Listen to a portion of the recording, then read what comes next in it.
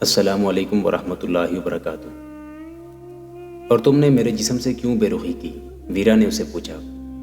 اگر میں ایسا کرتا جیسے تمہیں ڈر تھا تو میں تمہارے خنجر سے نہ بچ سکتا۔ تبریز نے جواب دیا، تم خدا کی امانت ہو۔ اور وہ چپ ہو گیا۔ ذرا دیر بعد بے اختیار بولا، تم بہت ہی خوبصورت ہو ویرا، آؤ چلے۔ وہ بے قرار سا ہو کر اٹھنے لگا۔ ویرا نے اسے اٹھنے نہ دیا۔ تبریز نے کہا، مجھے اپنے قریب زیادہ دیر نہ بیٹھنے دو، مجھے اتنے سخت امتحان میں نہ ڈالو لڑکی، مجھے خدا کے حضور سرخرو ہونے دو، تمہیں اپنے خدا کی قسم۔ ویرا نے کہا، مجھے بھی خدا کے حضور سرخرو ہونے کے قابل بناؤ، تم اپنے جیسے انسانوں سے بہت اونچے ہو، تم خدا کے ایلچی ہو۔ تم رو کیوں رہی ہو؟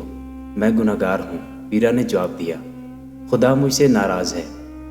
جب اونٹ نے مجھے طغیانی میں گرا دیا تھا تو بھی مجھے خدا یاد نہیں آیا تھا۔ میں سمجھتی تھی کہ جو کچھ ہے وہ جسم ہے اور مجھے اپنے جسم کو بچانا چاہیے۔ تم مجھے طغیانی سے نکال کر یہاں لے آئے تو بھی میرے سامنے یہی مسئلہ آ گیا کہ مجھے تم سے اپنا جسم بچانا ہے۔ اپنے جسم کو بچانے کے لیے ہی میں نے تمہیں قتل کرنے کی کوشش کی تھی، مگر ناکام رہی۔ میں طغیانی سے بھی بچ گئی، تم سے بھی بچ گئی، لیکن تمہاری عبادت اور دعا نے مجھے بتایا کہ مجھے بچانے والی قوت کوئی اور تھی۔ مجھے بتاؤ وہ قوت کیا ہے، کہاں ہے؟ یہ خدا کی قدرت ہے، تبریز نے جواب دیا، یہ روح کی پاکیزگی کا کرشمہ ہے۔ میری ساری زندگی ایک گناہ ہے، مجھے صاف لفظوں میں بتاؤ۔ تبریز نے پوچھا، تم رقاصہ ہو، امیروں وزیروں کے پاس رہتی ہو؟ میں نے سنا ہے کہ ایسی لڑکیاں بہت خوبصورت ہوتی ہیں، میں نے ایسی خوبصورت لڑکی کبھی نہیں دیکھی تھی۔ ویرا خاموش رہی، اس کی آنکھوں سے آنسو آ گئے۔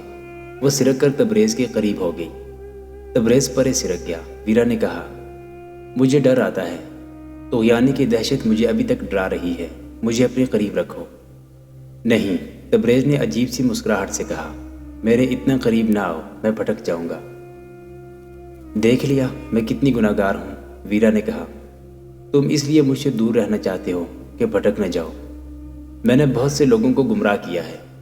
اس نے دیکھ لیا کہ تبریز کے پاس مذہبی جذبات ہیں اور جذبہ بھی، لیکن اس کی سوچ میں گہرائی نہیں ہے۔ اگر اسے کسی سانچے میں ڈھالا جائے تو ڈھل جائے گا۔ ویرا نے اس کے ساتھ کھل کر باتیں شروع کر دی، کہنے لگی، اگر میں تمہیں کہوں کہ آؤ ہم ساری عمر کے سفر میں اکٹھے رہیں تو کیا جواب دو گے؟ تبریز نے اس کے چہرے کو دیکھا، ذرا سا مسکرایا اور سنجیدہ ہو گیا، بولا، آؤ چلیں، سورج نکل آیا ہے، سفر مشکل ہو جائے گا۔ ویرا اپنی ذات میں ایک انقلاب محسوس کر رہی تھی جسے وہ اچھی طرح سمجھ نہ سکی۔ وہ اس کے ساتھ اٹھ کر چل پڑی۔ وہ راستے کو کم اور تبریز کو زیادہ دیکھ رہی تھی۔ گزشتہ رات وہ تبریز کو قتل کر کے ہمس کو بھاگ جانے کی فکر میں تھی، لیکن وہ اب تیز چلنے سے گریز کر رہی تھی۔ وہ زیادہ سے زیادہ دیر تبریز کے ساتھ رہنے کی خواہش لیے ہوئے تھی۔ ایک بار اس نے تبریز کا ہاتھ پکڑ لیا اور کہا، آہستہ چلو۔ ہمیں آہستہ نہیں چلنا چاہیے، تبریز نے کہا، ورنہ ایک اور رات آ جائے گی۔ آنے دو، ویرا نے کہا، میں تیز نہیں چل سکتی، جہاں رہ جاؤ گی وہاں تمہیں اٹھا لوں گا۔ تبریز نے کہا، آہستہ نہ چلو۔ سلطان صلاح الدین ایوبی کے بھائی العادل نے صلیبی بادشاہ بالڈون کو ہما کے قلعے کے باہر بہت بڑی شکست دی تھی، جس سے بوکھلا کر بالڈون کی فوج بکھر کر پسپا ہوئی تھی۔ اس مارکے کی تفصیل سنائی جا چکی ہے۔ اس صلیبی بادشاہ نے بڑی مشکل سے اپنی بکھری ہوئی فوج کو یکجا کیا تھا۔ تب اسے اندازہ ہوا تھا کہ اس کا کتنا جانی نقصان ہوا ہے۔ اس کے پاس نصف سے کچھ زیادہ فوج رہ گئی تھی۔ وہ تو دمشق تک کے علاقے میں قبضہ کرنے آیا تھا۔ اس کی فوج العادل کے چھاپہ مار حملے میں مری تھی، اور جب صلیبی بھاگے تو ان میں سے بہت سے وادیوں اور ویرانوں میں بھٹک گئے تھے۔ ان میں سے کئی ایک کو مسلمان گڈریوں، خانہ بدوشوں اور دیہاتیوں نے مار ڈالا اور ان کے ہتھیاروں اور گھوڑوں پر قبضہ کر لیا تھا۔ جب بالڈون نے بچی کھچی فوج کو ہما سے دور ایک جگہ جمع کر لیا تو اسے بتایا گیا کہ فوج کے وہ سپاہی اور عہدیدار جو اکیلے اکیلے آ رہے تھے مسلمانوں کے ہاتھوں قتل ہو گئے ہیں۔ بالڈون شکست سے بوکھلایا ہوا تھا۔ اس اطلاع سے اس کا غصہ اور تیز ہو گیا۔ اس نے حکم دیا کہ جہاں کہیں مسلمانوں کا کوئی گاؤں نظر آئے اسے لوٹ لو، جوان لڑکیاں اٹھا لاؤ اور گاؤں کو آگ لگا دو۔ چنانچہ یہ فوج جب نفری اور دیگر نقصان پورا کرنے اور حملے کی از سر نو تیاری کرنے کے لیے پیچھے جا رہی تھی، مسلمانوں کے گاؤں تباہ کرتی گئی۔ اب یہ فوج ہمت سے 6-7 میل دور خیمہ زن تھی۔ بالڈون اس کوشش میں تھا کہ کوئی صلیبی حکمران اس کے ساتھ تعاون کرے اور اپنی فوج اسے دے دے، جس سے وہ العدل سے شکست کا انتقام لے سکے اور دمشق تک اپنی حکمرانی، جسے وہ صلیب کی حکمرانی کہتا تھا، قائم کرنے کا عزم پورا کر سکے۔ اسی سلسلے میں وہ ایک اور صلیبی بادشاہ ریجنالڈ کے ہاں گیا ہوا تھا۔ ویرا کی تلاش سے مایوس ہو کر بوڑھا عیسائی اور اس کے ساتھی رات بھر چلتے رہے اور صبح ہمس پہنچے۔ قافلے کے دوسرے لوگ بھی پہنچ گئے تھے، ان میں سے کوئی بھی ہمس کا نہیں تھا، انہیں آگے جانا تھا۔ تبریز کا گھوڑا ان کے ساتھ تھا۔ انہوں نے گھوڑا ایک مسجد کے امام کے حوالے کر کے بتایا کہ اس کا مالک ہمس کا رہنے والا تھا۔ وہ طغیانی میں گھوڑے سے گر کر ڈوب گیا تھا اور گھوڑا باہر آ گیا تھا۔ تھوڑی دیر بعد گھوڑا پہچان لیا گیا۔ جب گھوڑا تبریز کے گھر پہنچا تو وہاں کوہرام بپا ہو گیا۔ وہاں ایک یہودی تاجر کا گھر تھا۔ یہ ایک دولت مند یہودی تاجر تھا، وہ جو اپنے آپ کو ویرا کا باپ کہتا تھا، اپنے ساتھیوں کے ساتھ اس یہودی کے گھر میں بیٹھا تھا۔ وہ بتا چکا تھا کہ ویرا ڈوب گئی ہے۔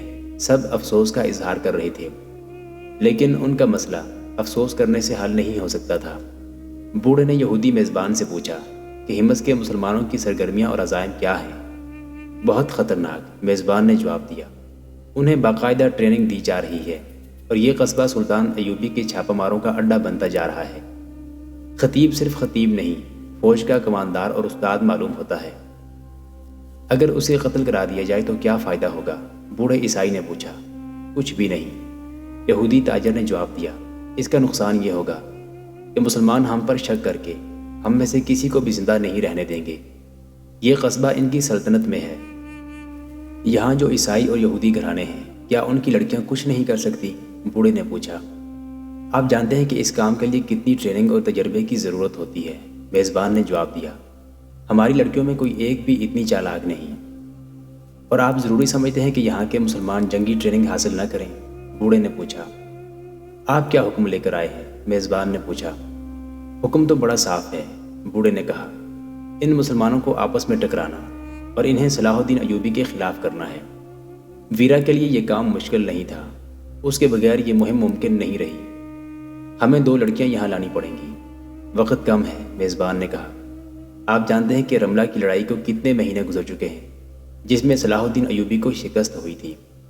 آپ اگر حقیقت کو قبول کریں تو یہ شکست صلاح الدین ایوبی کے عزم اور جذبے کا کچھ نہیں بگاڑ سکی۔ وہ سنبھل چکا ہے اور اس نے فوج تیار کر لی ہے۔ قاہرہ سے جاسوس جو خبریں بھیج رہے ہیں وہ اچھی نہیں۔ صلاح الدین ایوبی قاہرہ سے کوچ کرنے والا ہے۔ ابھی یہ پتہ نہیں چل سکا کہ وہ کس طرف کوچ کرے گا اور کہاں حملہ کرے گا۔ ادھر اس کے بھائی العادل کو دمشق سے کمک مل گئی ہے۔ اس نے شاہ بالڈون کو ایسی شکست دی ہے کہ اتنا عرصہ گزر جانے کے بعد بھی شاہ بالڈون سنبھل نہیں سکا۔ آپ یہ بھی جانتے ہیں کہ صلاح الدین ایوبی شبخون اور چھاپوں کی جنگ لڑتا ہے۔ ہماری فوجوں کی رسد اس سے محفوظ نہیں رہتی۔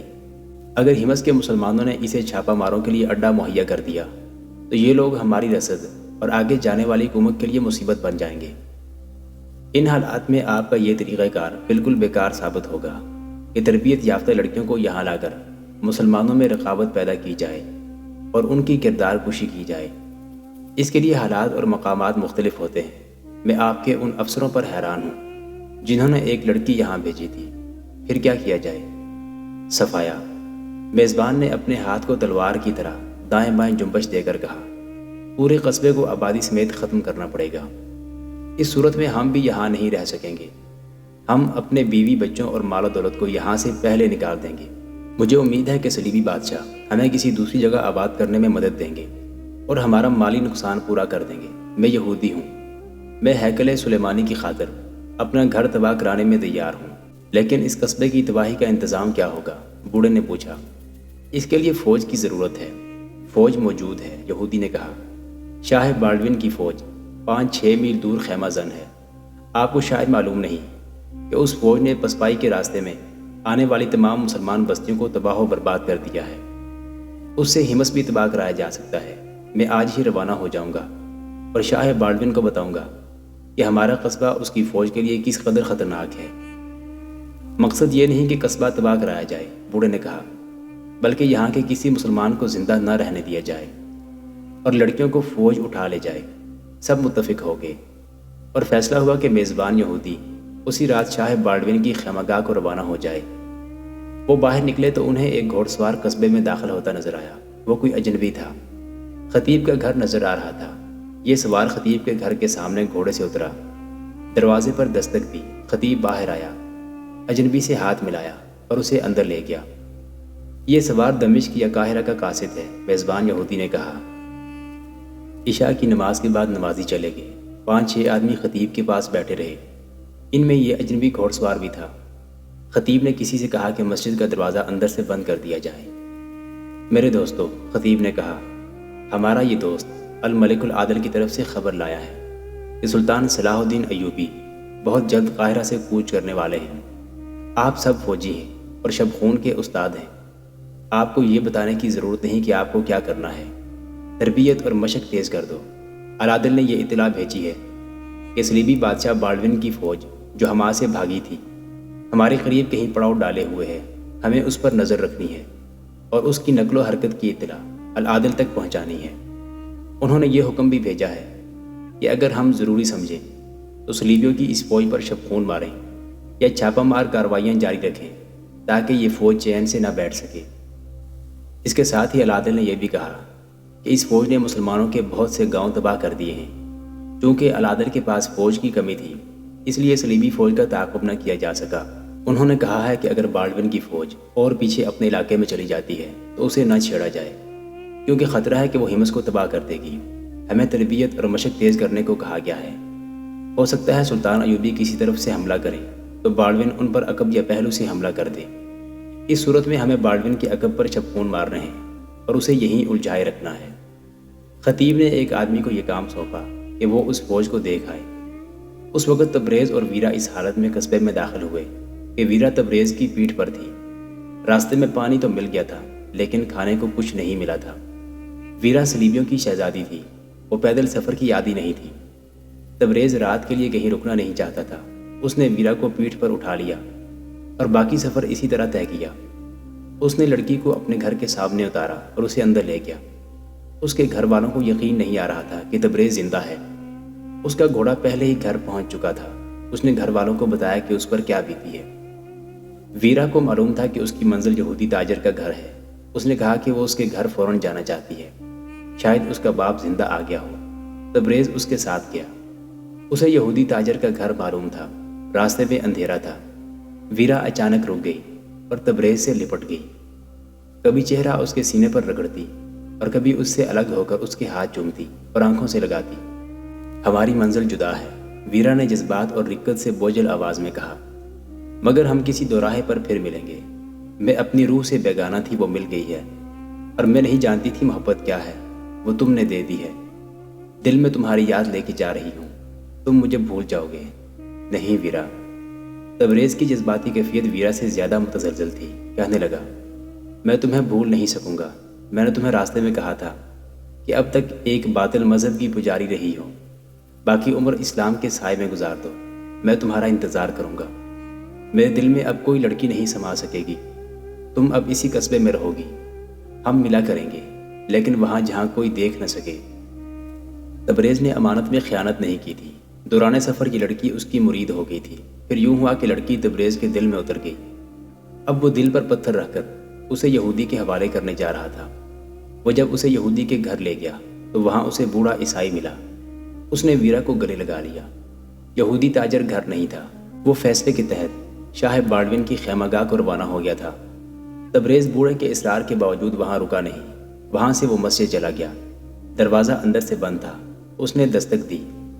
دروازہ کھلا تو وہ اندر چلا گیا۔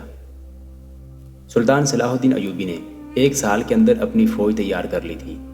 اس نے مزید انتظار نہ کیا۔ جس رات حمص کا ایک یہودی تاجر شاہ بالڈون سے یہ کہنے جا رہا تھا کہ وہ اپنی فوج سے حمص کے مسلمانوں کو تباہ و برباد کر دے، اس رات سلطان ایوبی کی فوج قاہرہ سے نکل گئی تھی۔ اس کی منزل دمشق تھی۔ کوچ بہت تیز تھا۔ سلطان ایوبی وقت ضائع نہیں کرنا چاہتا تھا۔ اس دور کے وقائع نگاروں کے مطابق سلطان ایوبی دمشق قیام کر کے وہاں کے حالات، غداریوں اور سازشوں کا جائزہ لے کر اور ان کا سد باب کر کے العادل سے ملنا چاہتا تھا اور وہاں سے اسے جنگی کارروائی کا آغاز کرنا تھا، مگر راستے میں ہی اس نے راستہ بدل لیا۔ اس کی وجہ یہ ہوئی کہ اسے عز الدین کا ایک ایلچی راستے میں ملا۔ وہ سلطان ایوبی کے نام قاہرہ پیغام لے کر جا رہا تھا۔ اسے معلوم نہیں تھا کہ سلطان ایوبی وہاں سے کوچ کر آیا ہے۔ آدھے راستے میں اس نے ایک فوج آتی دیکھی۔ جھنڈوں سے پہچانا گیا کہ یہ سلطان ایوبی کی فوج ہے۔ وہ قلب میں چلا گیا جہاں سلطان ایوبی تھا۔ ایلچی نے اسے عز الدین کا پیغام دیا۔ عز الدین نور الدین زنگی مرحوم کے مشیروں میں سے تھا، جسے امیر کا درجہ حاصل تھا۔ وہ مرد مومن تھا، اس لیے زنگی کا منظور نظر تھا۔ زنگی نے وفات سے پہلے اسے حلب کے صوبے میں قارہ حصار کے نام کا قلعہ دے کر اس کا امیر بنا دیا تھا۔ خاصا علاقہ اس کے قلعے کے تحت آتا تھا۔ اس سے ملحق ابن لاؤن کی ریاست تھی، جو صلیبیوں کے ساتھ صلیبی اور مسلمانوں کے ساتھ مسلمان بن جاتا تھا۔ اس نے صلیبیوں کی شہ پر عز الدین کے علاقے میں سرحدی جھڑپوں کا سلسلہ شروع کر دیا تھا۔ عز الدین اکیلا اس کا مقابلہ نہیں کر سکتا تھا۔ وہ حلب اور موصل والوں سے مدد نہیں لینا چاہتا تھا، کیونکہ جب سے حلب اور موصل کے حکمرانوں الملک الصالح اور سیف الدین وغیرہ نے سلطان ایوبی کے خلاف محاذ قائم کیا تھا، عز الدین نے ان کے ساتھ تعلقات توڑ لیے تھے۔ اس نے سلطان ایوبی کو جو پیغام بھیجا وہ یوں تھا: قابل احترام سلطان صلاح الدین ایوبی بن نجم ایوب، سلطان مصر و شام، آپ پر اور سلطنت اسلامیہ پر اللہ کی رحمت ہو۔ میری وفاداری کے متعلق آپ کو شک نہیں ہوگا۔ میں نے تل خالد کی طرف سے صلیبیوں کا راستہ روک رکھا ہے۔ تمام تر علاقہ اور پیش قدمی کے راستے میرے چھاپہ ماروں کی نظر میں رہتے ہیں۔ صلیبیوں نے مجھے راستے سے ہٹانے کے لیے ابن لاؤن کے ساتھ گٹھ جوڑ کر لیا ہے۔ آپ جانتے ہیں کہ میری سرحد اس علاقے سے ملتی ہے جو دراصل آرمینیوں کا علاقہ ہے۔ ان آرمینیوں نے میری سرحدی چوکیوں پر حملے شروع کر دیے ہیں۔ آپ آگاہ ہوں گے کہ میرے پاس فوج کی کمی ہے۔ صلیبیوں اور آرمینیوں نے میرے پاس 2 بار ایلچی قیمتی تحائف کے ساتھ بھیجے تھے۔ وہ مجھے دعوت دے رہے ہیں کہ میں ان کا اتحادی بن جاؤں اور آپ کے خلاف لڑوں۔ انکار کی صورت میں انہوں نے مجھے حملے کی دھمکی دی ہے۔ میری جگہ کوئی اور ہوتا تو اپنی زمین کے تحفظ کے لیے یہ دعوت قبول کر لیتا۔ جگہ اتنی دور ہے کہ وقت پڑے تو مدد کو آنے والے بر وقت نہیں پہنچ سکتے۔ اس کے باوجود میں نے ان کی دعوت کی بجائے ان کی دھمکی قبول کی ہے، اور میں نے یہ اقدام اللہ کے بھروسے پر کیا ہے۔ میں اپنا قلعہ اور اپنا علاقہ اور اس کے ساتھ اپنی جان قربان کر دوں گا۔ صلیبیوں کے ساتھ اتحاد نہیں کروں گا۔ میں نور الدین زنگی مرحوم کی روح کے آگے جواب دہ ہوں، اور میں ان لاکھوں شہیدوں کے آگے جواب دہ ہوں جو قبلہ اول کے نام پر قربان ہو چکے ہیں۔ مجھے معلوم نہیں کہ آپ کا آئندہ اقدام کیا ہوگا۔ مجھے یہ معلوم ہے کہ رملہ کے حادثے کے بعد آپ تنظیم نو اور دیگر تیاریوں میں مصروف ہوں گے۔ مجھے یہ بھی معلوم ہے کہ محترم الملک العادل میری مدد کو آنے کے قابل نہیں۔ میں آپ کو اپنے احوال سے خبردار رکھنا ضروری سمجھتا تھا۔ اگر آپ حکم دیں تو میں اپنے علاقے اور قارہ حصار سے دستبردار ہو کر اپنی فوج آپ کے پاس لے آؤں۔ دوسری صورت میں مجھے ہدایت دیں کہ میں کیا کروں۔ میں کسی قیمت پر صلیبیوں اور آرمینیوں کے ساتھ کوئی سمجھوتا نہیں کروں گا۔ سلطان ایوبی نے یہ پیغام پڑھا۔ اسی وقت اپنے سالاروں اور مشیروں کو بلایا، پیغام انہیں پڑھ کر سنایا، اور یہ حکم دے کر سب کو حیران کر دیا کہ کوچ کا راستہ بدل دو، ہم ابن لاؤن کے علاقے پر یلغار کریں گے۔ سلطان ایوبی ڈکٹیٹروں کی طرح حکم نہیں دیا کرتا تھا، اور وہ جذبات سے مغلوب ہو کر بھی کوئی جنگی کارروائی نہیں کیا کرتا تھا، مگر اس حکم کے پیچھے جنگی فہم و فراست کے ساتھ جذبات بھی کار فرما تھے۔ قارہ حصار میرے محترم استاد نور الدین زنگی مرحوم کی نشانی ہے، سلطان ایوبی نے کہا، اور عز الدین کے الفاظ میں مجھے زنگی مرحوم کی آواز سنائی دے رہی ہے۔ اس شخص کو تنہا نہیں رہنے دوں گا جو ہمارے مقصد اور عزم کے ساتھ وفاداری کا اظہار کرتا ہے۔ سلطان محترم، ایک سالار نے کہا، ہم حقائق کو سامنے رکھیں تو کسی بہتر فیصلے پر پہنچ سکیں گے۔ حقائق یہ ہیں کہ ہمیں پہلے دمشق جا کر وہاں کے حالات کا جائزہ لینا تھا۔ سلطان ایوبی نے کہا، اب اگر ہم دمشق چلے گئے تو ابن لاؤن تل خالد پر حملہ کر دے گا، اور عز الدین اس کے آگے ٹھہر نہیں سکے گا۔ آگے حلب ہے۔ تم سب الملک الصالح اور اس کے مشیروں کو اچھی طرح جانتے ہو۔ بے شک وہ اس معاہدے کا پابند ہے جو اس نے ہمارے ساتھ کر رکھا ہے، لیکن معاہدہ لوہے کی دیوار نہیں ہوتی کہ ٹوٹ نہ سکے۔ وہ فوراً صلیبیوں کے ساتھ سمجھوتا کر کے ایک بار پھر ہمارے خلاف لڑنے کو آ جائے گا۔ میں صلیبیوں کو حلب نہیں لینے دوں گا، اور عز الدین کو میں اکیلا نہیں چھوڑوں گا۔ کچھ دیر عملی پہلوؤں پر بحث مباحثہ ہوا، اور طے ہوا کہ تل خالد کی سمت کوچ ہوگا۔ سلطان ایوبی نے عز الدین کے ایلچی کو زبانی پیغام دیا، جس میں کہا کہ عز الدین ابن لاؤن سے ملے اور اسے دوستی کا دھوکہ دے، لیکن اسے اپنے علاقے میں دخل انداز نہ ہونے دے۔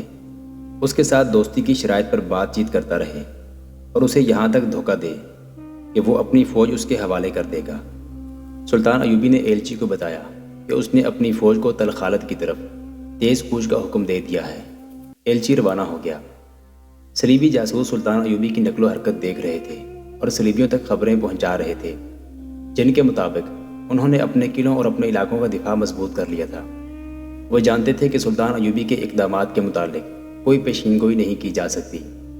صلیبیوں کے مشترکہ ہیڈ کوارٹر میں جب جاسوسوں نے یہ اطلاع دی کہ سلطان ایوبی کی فوج دمشق کے راستے سے ہٹ کر کسی دوسری سمت جا رہی ہے، تو ان کے جرنیلوں نے کہا کہ ایوبی اپنے آزمائے ہوئے میدانوں میں لڑنا چاہتا ہے۔ ہمس کا یہودی تاجر جو ہمس کو تباہ کرانے کے لیے شاہ بالڈون کے پاس گیا تھا، وہ واپس آ گیا تھا۔ اسے بالڈون نہیں ملا تھا۔ وہ اپنے صلیبی دوستوں سے مدد مانگنے گیا تھا۔ اس کے جرنیلوں نے یہودی سے کہا تھا کہ وہ شاہ بالڈون کے حکم کے بغیر کوئی اقدام نہیں کر سکتے، کریں گے ضرور۔ یہودی ہمس واپس آیا تو اسے بتایا گیا کہ ویرا زندہ آ گئی ہے اور اسے تبریز نام کا ایک مسلمان لایا ہے۔ تبریز کو عیسائیوں اور یہودیوں نے نقد انعام پیش کیا تھا، جو اس نے یہ کہہ کر لینے سے انکار کر دیا تھا کہ اس نے اپنا فرض ادا کیا ہے۔ اب یہودی تاجر ویرا کو بیکار سمجھتا تھا، کیونکہ قصبے کو تباہ کرانے کا انتظام ہو چکا تھا۔ یہ فیصلہ کیا گیا کہ ویرا کو واپس ہیڈ کوارٹر میں بھیج دیا جائے، لیکن ویرا چالاک لڑکی تھی۔ اس نے کہا کہ وہ خطیب کے اعصاب پر غالب آ جائے گی اور مسلمانوں کو جنگی تربیت دینے والوں کے درمیان رقابت کی دشمنی پیدا کر دے گی۔ اس نے یہ بھی کہا کہ یہاں کے مسلمانوں کے عزائم معلوم کرنے کے لیے بھی اس کی ضرورت ہے۔ چنانچہ اسے ہمس ہی میں رہنے دیا گیا، لیکن کسی کو پتہ نہ چلا کہ وہ صرف تبریز کی خاطر وہاں کچھ دن اور رکنا چاہتی ہے۔ وہ تبریز سے ملتی رہی۔ رات کو وہ قصبے سے دور نکل جاتے اور بہت دیر وہیں بیٹھے رہتے تھے۔ اس صلیبی لڑکی کے مقابلے میں تبریز کی کوئی حیثیت ہی نہیں تھی۔ وہ تو امراء، وزراء اور بادشاہوں کے محلات میں رہنے والی لڑکی تھی۔ دمشق میں اس نے انتظامیہ کے 2 امراء کو اپنے قدموں میں بٹھا لیا تھا اور ان کے ہاتھوں ایسی سازش تیار کروا دی تھی جس کی اطلاع پر سلطان ایوبی دمشق جا رہا تھا، مگر طغیانے کی دہشت اور تبریز کے کردار نے اسے ایسا جھٹکا دیا تھا کہ اس کی ذات میں روح اور جذبات بیدار ہو گئے تھے۔ وہ تبریز کی پوجا کرنے لگی تھی اور تبریز اس کی محبت میں گرفتار ہو چکا تھا۔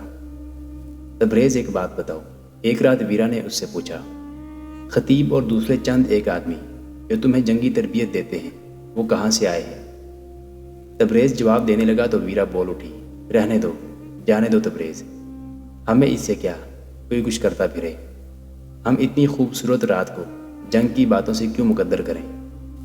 اس طرح وہ 2 حصوں میں کٹ گئی تھی۔ تبریز کے ساتھ ہوتی تو وہ معصوم اور پاک لڑکی ہوتی تھی۔ اسے یہ بھی یاد نہیں رہتا تھا کہ وہ جاسوس ہے۔ اس نے ایک ہی بار تبریز سے خطیب اور دوسرے استادوں کے متعلق پوچھا، لیکن اسے اس نے دھوکہ سمجھا اور تبریز کو جواب دینے سے روک دیا۔